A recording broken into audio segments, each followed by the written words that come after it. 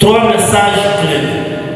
1. La coordination provinciale E2D Nord-Kivu salue l'engagement des investisseurs en matière de la sauvegarde faune sauvage.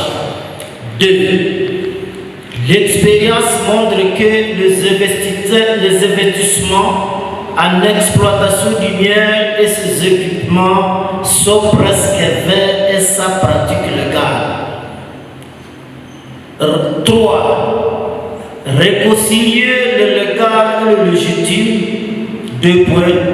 Les pratiques locales de l'apiculture peuvent inspirer la rénovation de la politique de la gestion de la baie. Terminologie à retenir. Chasse. Toute manœuvre employée pour capturer ou abattre le gibier, pour le rechercher ou le poursuivre à vie de sa capture ou de son abattage pour notamment à préserver les œufs, les nids, les couvées, les gènes. Un gibier est un animal de chasse. Faune. Se compose de tous les animaux sauvages de toutes catégories, vertébrés et invertébrés, mammifères, oiseaux, reptiles et toutes les autres espèces d'animaux sauvages. La faune congolaise est propriété de l'État. Elle fait partie du patrimoine national et doit être gérée dans l'intérêt de la nation. Nul n'a le droit d'exploiter la faune par la chasse ou pour tout autre mode d'exploitation sans être muni d'une autorisation de l'autorité compétente. L'abeille est une espèce de la faune sauvage non protégée. Pourquoi l'apiculture est importante? L'apiculture est une activité qui exige les autorisations légales de base décernées par le service de l'environnement, à savoir 1.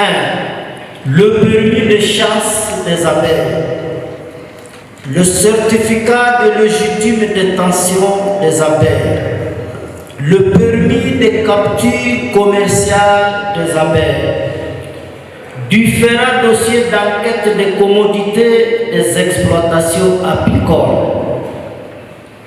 L'apiculture a un enjeu de stabilité et de développement qui impacte de nombreux autres secteurs. Agriculture et sécurité alimentaire, environnement et peuples autochtones, développement rural et urbain, santé publique, entrepreneuriat et création d'emplois. Cadre légal du secteur. Des lois applicables. Article 39 du Code forestier congolais. Comme la FAO classe le miel comme produit forestier non lignée à travers la loi numéro 011/2002 du 29 août 2002 portant Code forestier à République démocratique du Congo. Loi numéro 14/003 du 11 février 2014 relative à la conservation de la nature. La Constitution de la République démocratique du Congo, telle que modifiée par la loi numéro 11/002 du 20 janvier 2011, spécialement à ses articles 53, 202 et 203.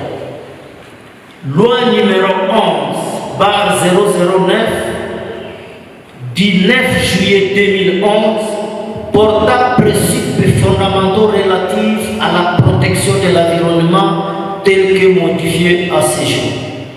Loi numéro 82/002 du 28 mai 1982 portant réglementation de la chasse. Loi numéro 04/016 du 19 juillet 2004 portant lutte contre le blanchissement des capitaux et le financement du terrorisme. 2. Des lois applicables. Ordonnance numéro 18/004 du 13 mars 2018 fixant la nomenclature des impôts, droits, taxes et redevances de la province et de l'entité territoriale décentralisée, ainsi que les modalités de leur répartition spécialement à son article 2 alinéa 1. Loi numéro 15/023 du 31 décembre 2015 modifiant la loi numéro 024/2002 du 18 novembre 2002 portant code pénal militaire à la République démocratique du Congo.